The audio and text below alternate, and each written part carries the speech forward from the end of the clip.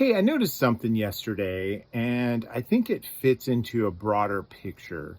The National Guard troops that Trump has deployed to Washington, D.C. are now armed. So let's back up a second and think about some of the things that have happened. In terms of these kinds of deployments, we've had LA and now Washington, D.C. with a threat of potentially deploying to Chicago in an effort to suppress crime, is the idea. We also have ICE gaining an incredible amount of resources to build out its paramilitary organization. One of the other things that ICE is doing as part of the One Big Beautiful Bill is to provide security services for various Trump properties.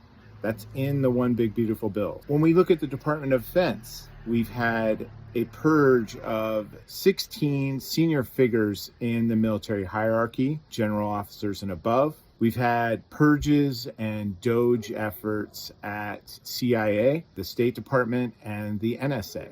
These force reductions were made at the expense of senior level management and middle management. The reasons given by the Trump administration for this: anti-woke measures, driving out the woke. Then we've apparently got a crime crisis in a bunch of cities. Also, we're talking about the criminality of immigrants. I have a couple other reasons. This is socializing authoritarianism.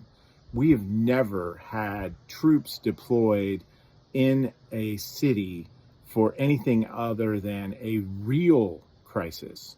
However, there are places we do see that. We see it in a lot of coup-ridden South American and African countries.